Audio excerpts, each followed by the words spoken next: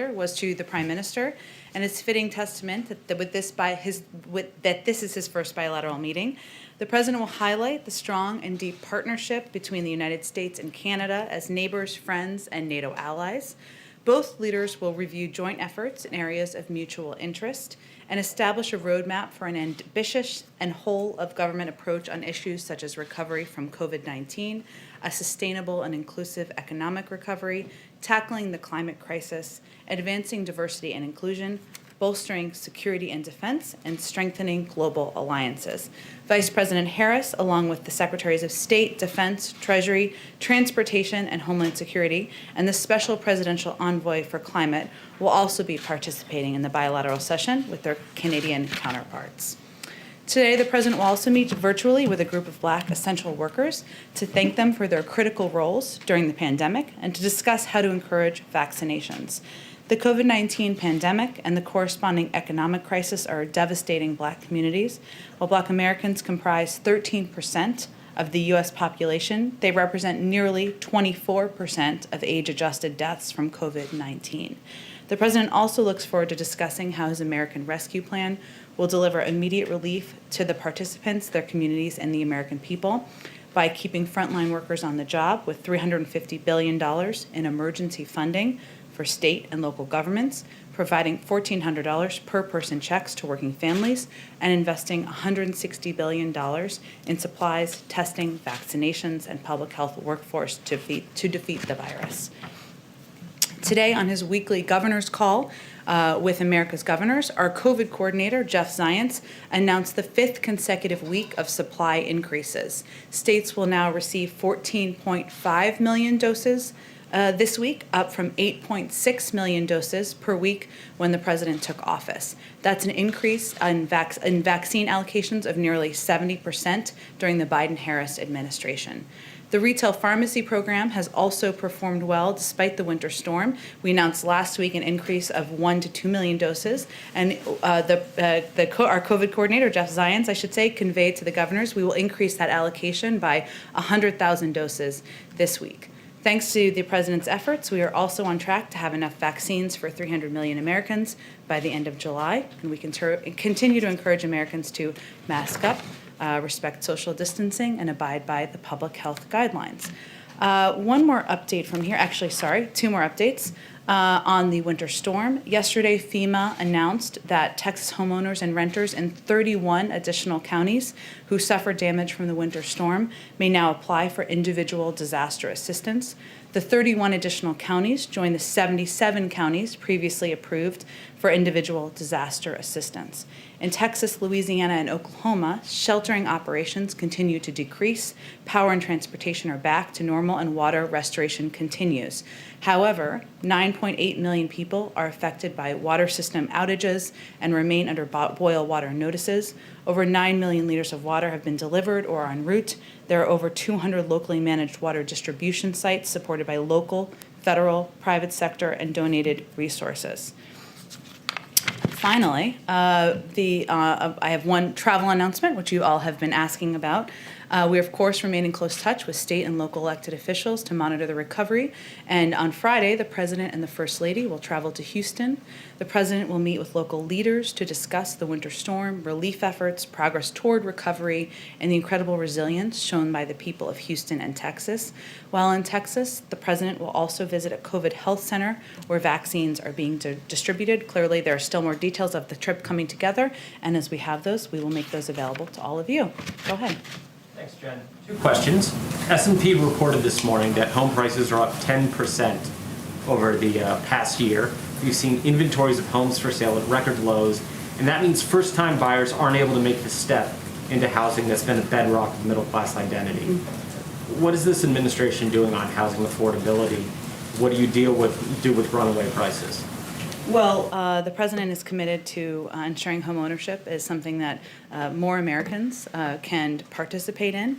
He knows owning a home is a key measure of building generational wealth, and he has already taken steps through executive actions to help provide some security to Americans struggling to keep their homes in the midst of this crisis by extending foreclosure and forbearance moratoriums. The American Rescue Plan would also provide $10 billion for the Homeowners Assistance Fund to help struggling homeowners keep up. And as part of the broader Build Back Better agenda, which I know you're all eager to hear more about, one of the tenets he is, of course, interested in is looking for ways to increase the supply of affordable housing, making it easier for more people to buy homes. And then you've been asked repeatedly about how we should properly memorialize the deaths from the coronavirus. After last night's service, has this administration given any more thoughts in terms of how to honor the dead? Well, first, I don't know. I watched last night, and I'm pretty, I've seen a lot of presidential events, and I found myself getting choked up when I watched the events happening on the television screen in my office last night. And the president and the vice president will continue to look for ways to memorialize the lives that have been lost and remember the families. But our view here is that the best memorial we could offer to those who have lost their lives to COVID is to end this pandemic and reduce the number of others who would otherwise perish and the number of families who will be impacted. And that's our focus now. And when we have this crisis behind us, we're at a war, as we've said many times, we will consult broadly on the proper way to mark this horrible loss of life. And certainly we're open to that, but at this point of time, our focus is on the pandemic and saving more lives. Go ahead. Thank you. Does the White House have a plan B if Neera Tanden doesn't work out? And could you give us a sense of what that looks like? Well, the White House's focus, the president's focus, is on working toward the confirmation of Neera Tanden to lead, to be the OMB director. That is our focus. And could you say anything about Gene Sperling or Ann O'Leary, who've also been floated recently? There's one candidate to lead the Budget Department. Her name is Neera Tanden, and I can give you a brief update, though, on kind of the outreach that's happened. And I know there's been a couple of questions along those lines. She has had 44 meetings now with senators of both parties. She's spoken with 15 senators from both parties since Friday. Some of those were repeats of people she had spoken with previously, but as I noted yesterday, she's committed to rolling up her sleeves, having those conversations, answering questions as they come up, reiterating her commitment to working with people across the aisle, and also sharing some of her own experience of working with people of different viewpoints. Quickly, on the Supreme Court decision to allow Trump's tax returns to be shared with New York prosecutors, I just wondered if you had a reaction. Sure. There's been reporting through many of your sources, probably yours as well, of multiple other ongoing investigations. So we're not going to comment on this specific ruling. The president did make clear on the campaign trail that the American people expect and deserve transparency from their president. That's why he released over 2 decades of his own tax returns. Oh, go ahead. On the Canada meeting, I just wanted to see if you could say a little bit more about what Biden plans to bring up with Trudeau, and also what his view is of this decision by Canada recently to make Facebook pay for news content. Well, the president's focus of the meeting will be to continue to discuss ways for them to work together on multiple levels on the crises that are facing both countries, whether it's COVID-19 or getting our economy back. There's obviously a long bilateral relationship and an important one, hence the first bilateral meeting. I'm not sure, I don't have anything on that particular, I don't have any reaction in particular on Canada's announcement. I can talk to our team and see if there's more to provide on that front. Okay, go ahead. On the outreach to senators by Neera Tanden, you said 44, 15 since Friday? Mm-hmm. Do you know if that includes Senator Manchin, Senator Collins, Senator Portman, among those who said yesterday at least that they hadn't heard from her? It includes a number of Republicans. Obviously, Republicans or any members, I should say, are free to share whether they've communicated with her or other nominees or not, but we're not going to read out specific names from here. Has the president made any calls to senators for nomination?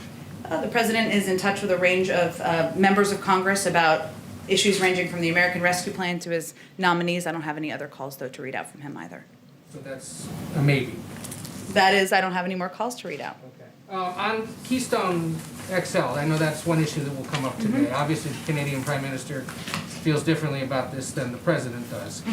administration officials said that this decision, which was a day one decision, had essentially used the Obama administration's assessment as the reason to go back, I believe is what they said. There was no other reason to explore it.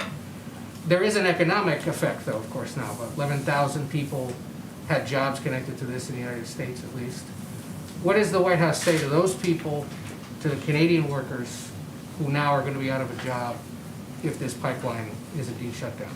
Well, let me first say that it was the Obama-Biden administration when the assessment was done, and done by the State Department at the time. And the president was very consistent through the campaign and even before then about his view that it should be revoked. And he had conversations, of course, with the Prime Minister about it. The Prime Minister raised his concerns directly with the President, has previously, and he's, of course, welcome to today. But the President made clear that this is a commitment he has made in the past, that it's not in the interest of the United States, and that we want to try to address our climate crisis while also creating good-paying union jobs. And he has a plan. He has talked about his plan, I should say, on the campaign trail to create millions of clean energy jobs. And he is eager to continue to work with the policy team and outside stakeholders and experts on delivering on that in the months ahead.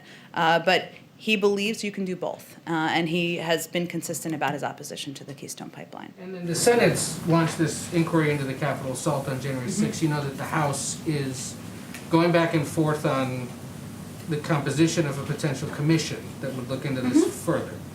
There are proposals that include the president appointing some of those positions to a commission. Does the White House have any opinion on that? Is it weighing in at all with lawmakers as they put that together? Well, we certainly support the desire and the interest of members of Congress to put together a commission. It's up to them to make that determination. We've been in touch with them about a range of options, but I don't think there's anything final at this point, so I don't have anything more to read out on our particular view on which proposal. And would there be concern that there could be overlap or conflict with whatever the Justice Department is doing in terms of investigations and prosecuting some of these people? Sure. Well, I'm certain we would venture to avoid that, but of course, any investigation, any process of moving forward toward a prosecution would be done independently by the Justice Department, and that is a commitment the President is firm on. And in his conversations with lawmakers, have there been any other conversations about a joint address to Congress? I know you got asked about this recently. And if it's not in person, would he be willing to do it virtually if he had to? Sure. Well, he's clearly willing to hold events virtually, hence the bilateral meeting today with the Prime Minister of Canada, and we're certainly open to a range of formats. I don't have any update on a date or a timeline for a joint address. Go ahead. Go ahead. And I'll come around to you. Go ahead. Thanks, Jen. I want to ask you about a report that's out that the Biden administration is prepared to sanction Russia for the SolarWinds hack, but also a range of other malign cyber activities. Are you able to confirm that those sanctions are coming down? Well, first, we announced our ongoing review, and the President spoke about it in his conversation with President Putin just a few weeks ago. We have asked the intelligence community to do further work to sharpen the attribution that the previous administration made about precisely how the hack occurred, what the extent of the damage is, and what the scope and scale of the intrusion is. And we're still in the process of working that through now. But it will be weeks, not months, before we respond. But I'm not going to get ahead of the conclusion of that process. Any more specific on the timeline as far as weeks? I mean, are we talking by the end of this month, or can you put any more final point on it? The end of this month is a couple of days away. That would be a very short timeline. I was thinking, is it March yet? Weeks, not months, is the best definition I can give for you. Of course, we want to focus on giving our team the time they need to take additional steps to fine-tune the attribution, and we reserve the right to respond at a time and a manner of our choosing. And then on the Tandon nomination, Senator Murkowski said yesterday that she had not heard from the White House, even though she's undecided. Was that an oversight by the White House, and has that been rectified? I mean, has she been reached out to since then? Well, again, Neera Tandon is rolled up her sleeves. She's getting to work. She's working the phones. People here are working the phones. And we're just not going to provide day-by-day updates on exactly each senator in office that we've communicated with, but they can communicate on their own, of course, if they've been reached out to or what communication they've had. And then on the Canada visit, I wanted to clear up something you had said the other day, Okay. which is on the Buy American provisions. You had said there's essentially no changes. and the Canadians had raised concerns about whether they would be able to obtain waivers like they did during the Obama administration. So when you said you didn't anticipate any changes to that policy, did you mean to suggest that the Canadian companies will not be able to obtain waivers under the policy? No, I appreciate that, or I appreciate the ask for clarification, I should say. Of course, the president signed a Made in America executive order in the first week, I believe, of the administration, and we're still evaluating the application of that and how it will apply. I don't expect him to make any commitments during the meeting today. Okay, and then just one more logistical thing on the Canada visit. Usually during these foreign leader visits, obviously, as you know, there's a 2-and-2 element for the questions. So we're going to see that later this afternoon with Prime Minister Trudeau. I don't expect that's going to be part of the program today. Obviously, there are several components, as I noted, a smaller meeting, a more expanded meeting, and then some comments at the end, but that's the program at this point in Will time. you commit to it for future foreign leader visits? It certainly has been standard in the past, and I can assure you that in the future there will be 1-and-1 and 2-and-2 and other opportunities to ask questions, even when foreign leaders are not visiting. Go ahead. Thank you, Jen. A few on immigration really quick. Merrick Garland was asked yesterday if illegal entry at the border should remain a crime, and he said, I haven't thought about that question. Does President Biden believe that illegal entry at the border should remain a crime moving forward? Well, I think he was being asked as the Attorney General, the future Attorney General. I think he's looking to head to be confirmed of the United States, and if he wants to make considerations independently, he can certainly do that. But the President's spoken to this, and we believe in abiding by our laws. As you know, there, of course, is a process underway at the Department of Homeland Security to take a fresh look at prioritization and who is detained and who is sent back home.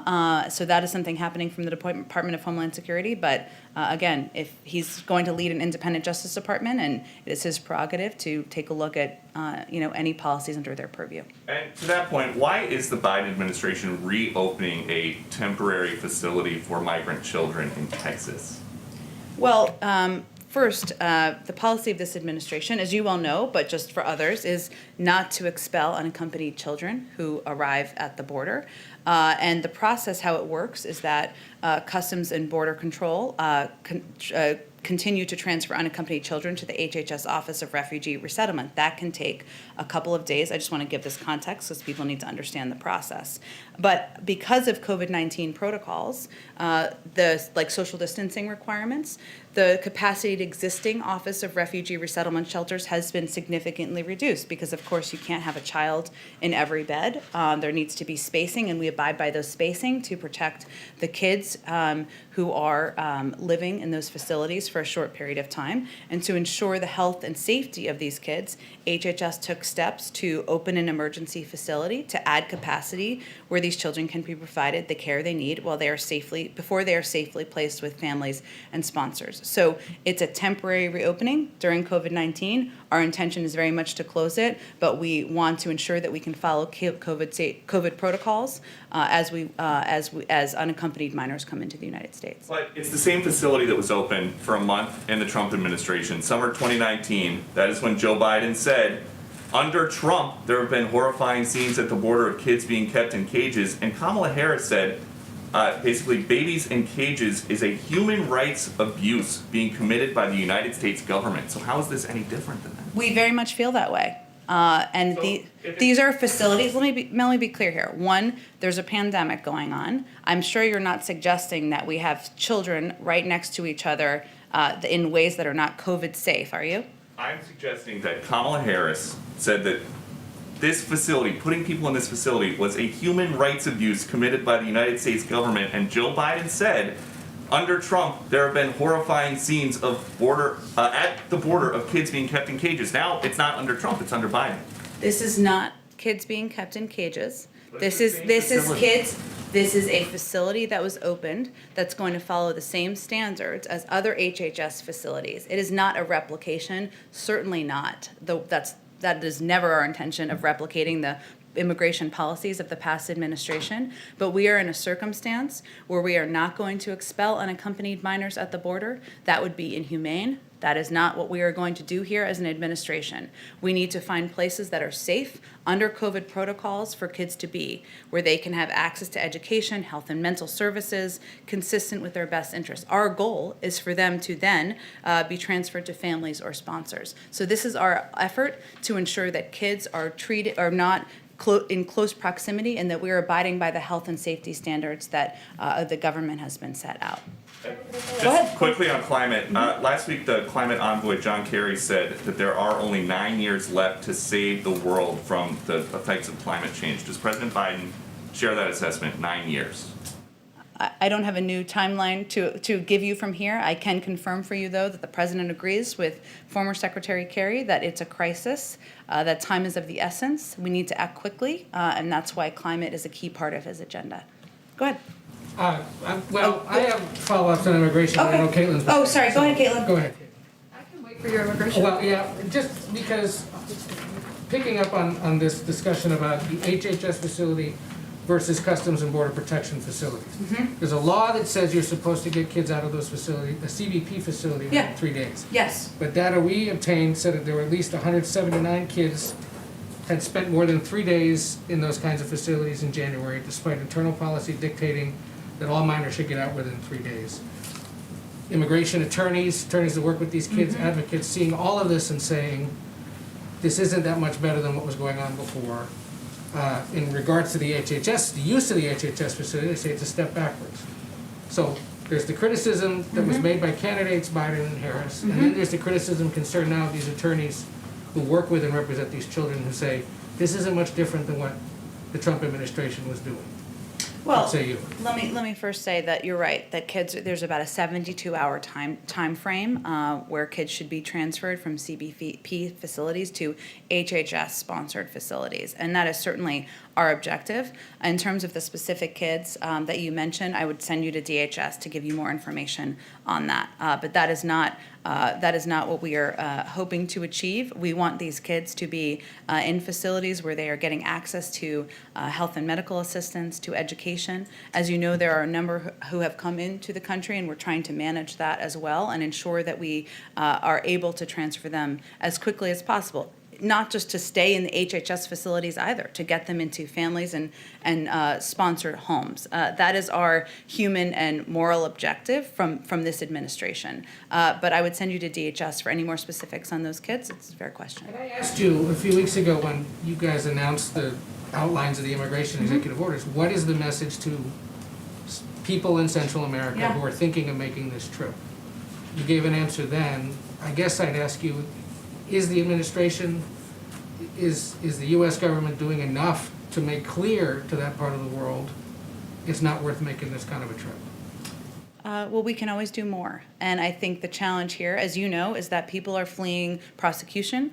They're fleeing very difficult economic circumstances and hardship, and there hasn't been enough time to do enough to impact the circumstances in the ground in a number of these communities. And obviously, as these unaccompanied kids come to the border, it's completely heartbreaking. We're not going to expel these kids. We want to process and get them into facilities as quickly as possible, but certainly we're always looking for ways to do more, to communicate more effectively and clearly with communities in the region about why this is not the time to come. We need more time to put in place a humane and moral immigration system.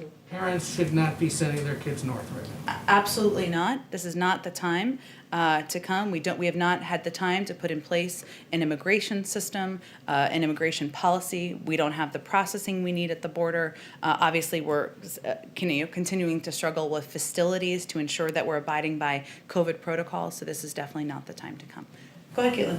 Okay, back to Neera Tanden. Sure. Tomorrow the committee is set to vote on her. Does the White House still expect that tomorrow she will be President Biden's nominee to run the budget office? That's certainly our expectation. And as I noted earlier, Neera is rolled up her sleeves. She's getting to work. We're getting to work. And we understand that we need to continue to engage with range of members from Democrats to Republicans, and we're going to keep doing that. But she's the president's choice because she's experienced and qualified, and we continue to stand there. So you're talking about the outreach to Republicans. What we're seeing with this, potentially being derailed is how one senator can really derail potentially the president's staff picks or his policy potentially with the minimum wage, maybe not making it into the coronavirus relief bill.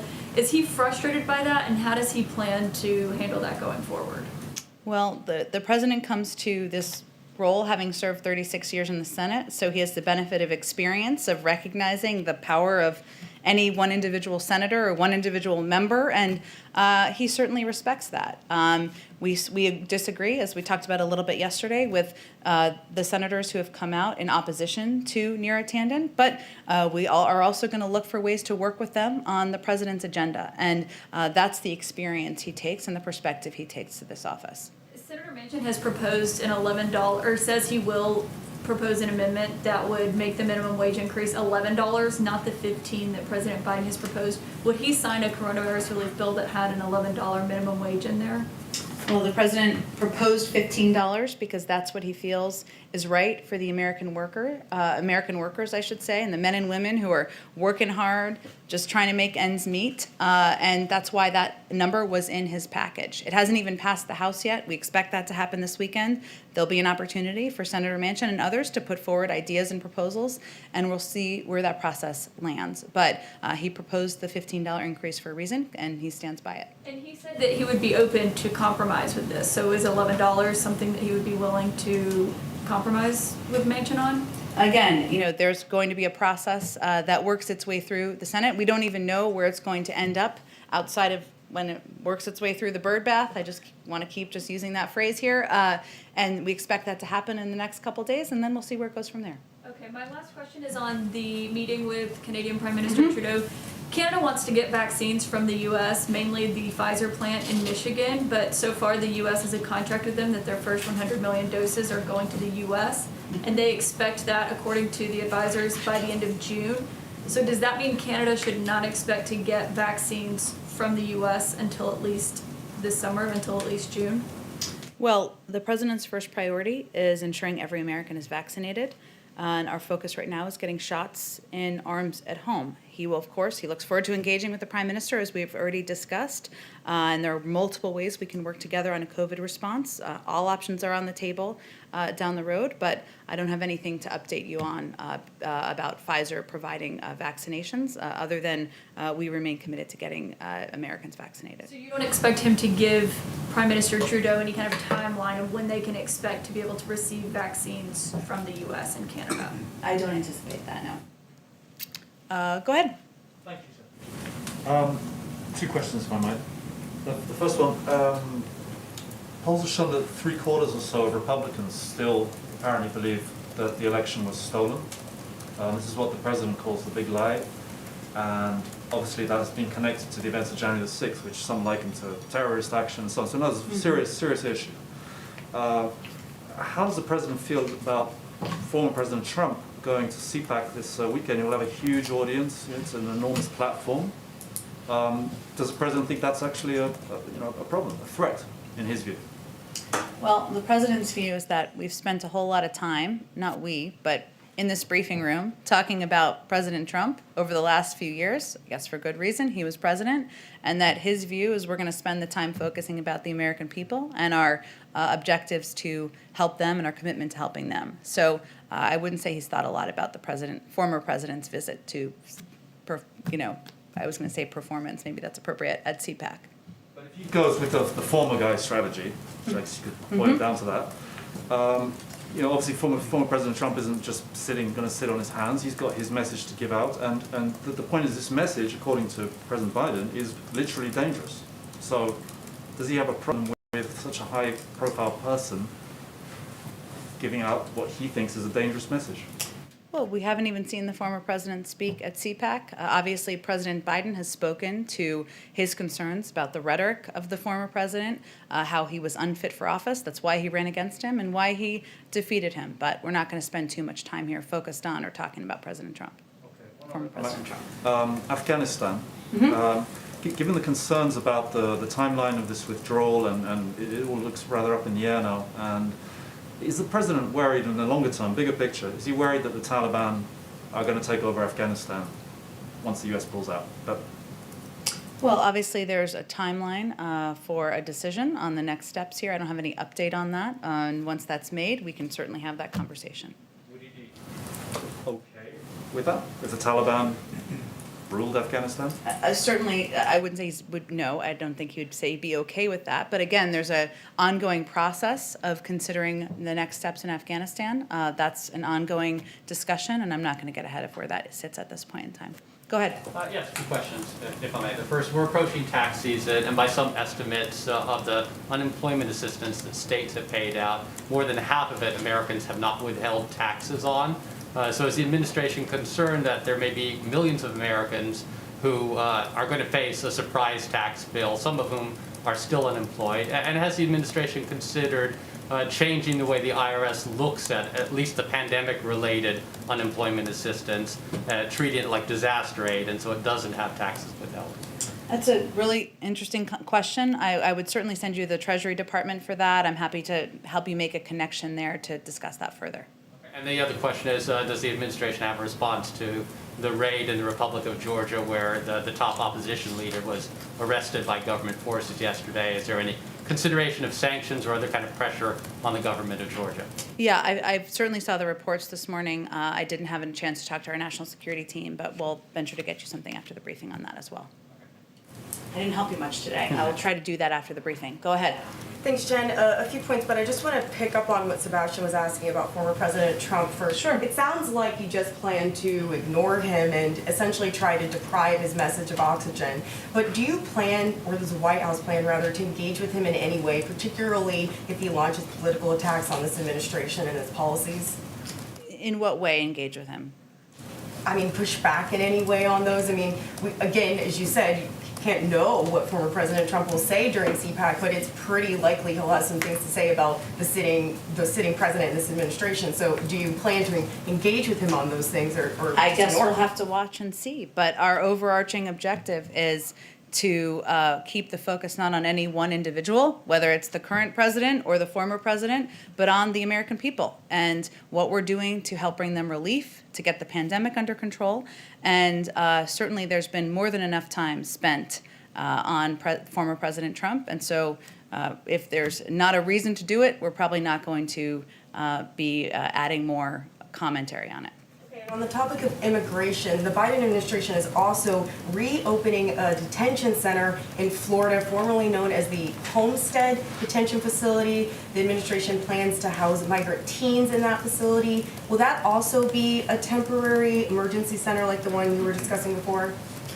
I'd have to talk to the Department of Homeland Security about that. I would certainly send you to them to talk to them more specifically and directly about it. It was also privately run before, which is part of the question here, is if whether or not the Biden administration plans to have that privately managed again, given the pledge by the president to close down privately run detention facilities. Absolutely. I know you've asked this question before, and I'd be happy to connect you with someone from the Department of Homeland Security. They obviously oversee those facilities, so they're best prepared to answer any questions on it. Could I ask one more on Florida? We're on Go ahead. Florida, let's just stay on Florida. That's okay. Big Florida Day. All right, so there are reports that President Biden is considering former Florida Senator Bill Nelson to be his NASA administrator. Are those reports accurate? Is he under consideration? And when do you expect an announcement? I don't have any personnel announcements for you or any expectation of when we will have an announcement on a NASA administrator or a list of potential people. But that's an interesting one. Go ahead. Thanks, Jen. A couple questions, one for another colleague who can't be here today. But I wanted to start with one more on the Neera Tanden nomination. Sure.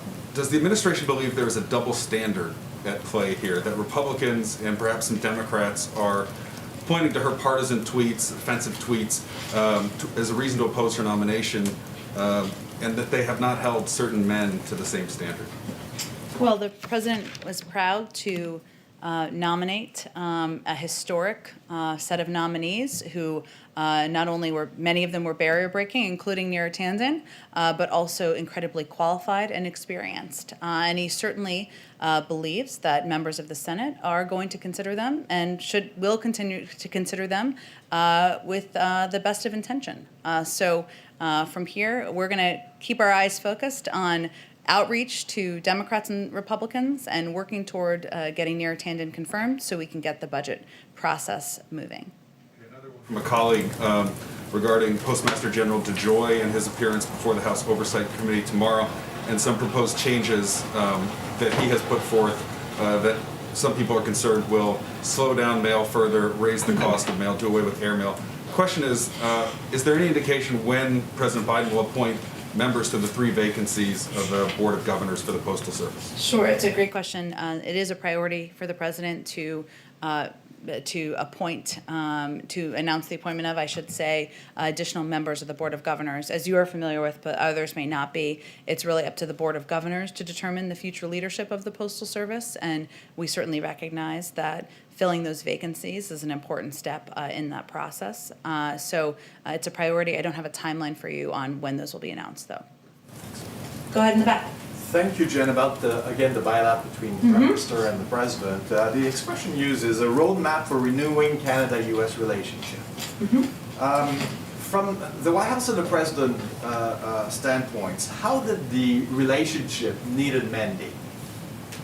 How did it need mending? Yes. Well, I think that the objective for the president is to look forward and to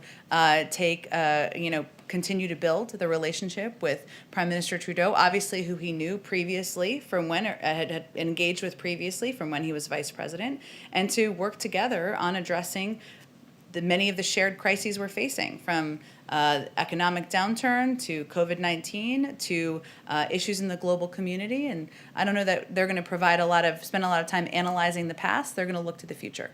Still, does the President feel that the relationship was in bad shape when he got into the White House? The president views his role in the global community as one who needs to rebuild relationships, rebuild trust with a range of partners, including the Canadians, and that's why this meeting today will be forward-looking and focused on a range of topics. Trust that was damaged in the last 4 years. Well, we'll leave that to the Prime Minister to speak to, but certainly we're eager to continue to build the relationship moving forward. Another question, Jen, thank you. Another question is, we're talking a lot about the economic relationship and restarting the North American economy. Would the reopening of the border be considered? Because this is a major point, like blocking the economies from working. The Canadian border? Yes, the Canadian-U.S. border being closed for a year now. Do you know if it's going to be discussed, and if we can see an end to this in the short run? Related to COVID-19 or related to? So in the roadmap, there's this discussion of restarting the North American economy. We have the COVID crisis at the moment, but the closing of the border and the possibility of improving the economies between the country and the North American economy at large. You think they'll be discussing the reopening of the border faster than not? I'm sure there'll be a range of topics discussed, and obviously they'll both bring up issues. I can only speak to what President Biden will bring up, and we'll have a readout after the meeting. Go ahead. Thanks, Jen. I have a couple on COVID, but first I'd like to follow up on the homeownership question from the top. Sure. So the president's economic plan from the campaign trail had a provision in there for the $15,000 first-time home buyer tax credit. Can we expect the president to push for that in not the American Rescue Plan, but the recovery plan that's to come shortly afterward? Well, our focus right now is on getting the American Rescue Plan through. We expect the House to pass it this weekend, and then it will go to the Senate. And as we've been talking about a little bit here, there'll be a robust discussion about members' views on different components of it. I don't expect we're going to preview or make necessarily final decisions on what comes after. But as you noted, there are a number of components of the Build Back Better agenda that the president talked about on the campaign trail. Obviously, homeownership, caregiving, infrastructure, strengthening access to affordable health care. Those are all components that are under discussion. The order, the size, the timeline, that's what has not been determined at this point.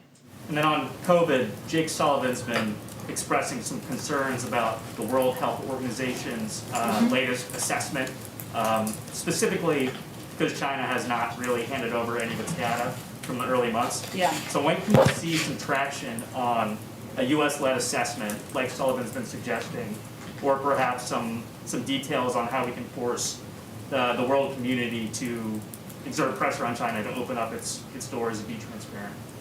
Well, you're right that one of the concerns that we have expressed from here is a lack of data sharing. We've not seen the initial data or the base of data that the report has been based on, and we have concerns and questions about the process used to reach the final conclusions. What we've been calling for and will continue to advocate for is an open, transparent international organization led by the World, investigation led by the World Health Organization. And certainly getting to the bottom of what happened here, preventing it from happening in the future is a topic of conversation and a range of conversations the President has, the Secretary of State, our National Security Advisor, Jake Sullivan has, and I expect those will continue. And then on that same report, former Secretary of State Mike Pompeo and Matt Pottinger from NSC have both come out and said they still believe that coronavirus somehow originated from a research facility in Wuhan. Do you know if President Biden has made a determination on whether or not gain-of-function research facilities like the Wuhan Institute of Virology should be eligible for U.S. funding? They currently are, even though they're not slated to receive any money in the near future. Again, there'll be, we support a robust international investigation. We also have taken steps under the State Department to ensure we have full staffing in our Beijing embassy to ensure we have eyes and ears on the ground. As you noted, there's no funding anticipated or planned to go to that facility at this point in time, so I don't have any additional updates beyond that. Last one, sorry, on coronavirus. Okay. Johnson & Johnson CEO Alex Gorsky has suggested that people will need a yearly coronavirus vaccine booster. Do you know if Dr. Fauci or any of the medical experts agree with that assessment? And then if that's the case, would the government shift the purchasing responsibility to American citizens after this first round this summer, or is there a timeline on that? Well, the FDA has talked about research and work they're doing on boosters, and some of that comes is related to variants and addressing variants and needs they may have in the future. But in terms of what is next, I think we're focused now on first getting 300 million Americans vaccinated, and then any guidelines on whether a booster will be needed, the timeline of it, we would certainly defer to health and medical experts. Go ahead. Thank you, Jen, and thank you for taking so many questions. I'd like to quickly hit on 3 points. Yesterday, the White House publicly confirmed that President Biden had mandated that he have full visibility on potential drone strikes overseas. This sounds like a potential, or it sounds like a resumption of the Obama-era so-called kill list policy. I was hoping that you could tell us what President Biden sees as his guiding principles on deciding whether to allow a strike or not. I don't think I have anything more for you on that from the podium. A question on New York. I'd like to confirm that President Biden intends to pick his own 4 appointees for U.S. attorneys' offices, that he intends to do all 4 of them and not leave off the Southern District.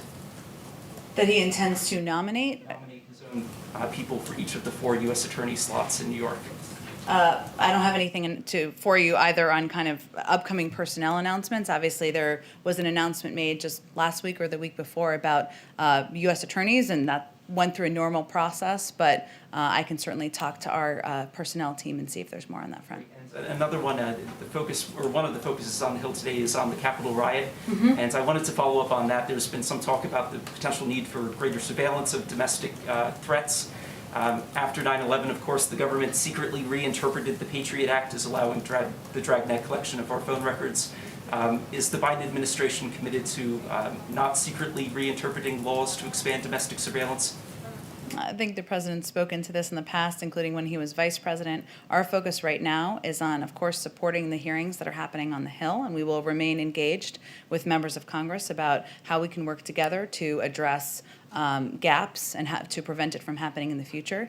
We also have a process that's underway and a review from our national security team on domestic violent extremism. And when that process is concluded, I'm sure there will be recommendations made on policies that should be put into place. The administration has emphasized transparency. There would be transparency on any additional surveillance of domestic threats that would not be secretly interpreted. I think that's fair to say. Go ahead in the back. Hi, Jen, thanks so much. I have a couple questions. The first is, over the last few months, we've seen reports that say that people outside of Black and Hispanic and vulnerable communities have been able to access the vaccines in those communities. In California, there are wealthy residents who are using access codes. In New York, we're seeing that happen. What's the White House's plan for stopping this, and why is it still happening? This has now been happening at least over 2 months. You're right. I've seen those reports as well, and I think one of the reports I saw was around some of the mass vaccination sites in Oakland and the concerns about whether people in the community were actually getting access to the vaccines as planned. I don't have specific data and numbers, and I can certainly talk to the COVID team, or you can, of course, ask them during one of their 3 briefings about the actual data behind it beyond the anecdotal stories, which alone are certainly concerning. But one of the pieces the president has been talking about and our team has been focused on is the fact that if you don't have internet access, right, if you don't have access to ways to easily sign up to get your vaccine, we need to continue to look for ways to get deep into communities. That's one of the reasons that the president has been so supportive of community health centers that are embedded in communities, know the people in the communities, can make phone calls and do outreach to people they know will need the vaccine. But we also need to continue to find ways to reach people who don't have internet access, who may not have the ability to sign up in a way that others are, and address some of those discrepancies. So it continues to be a big focus, and as you know, we have an entire task force focusing on addressing inequities in how we address COVID, and they're continuing to look for more ways to creatively do that and effectively address problems that are arising as we see them.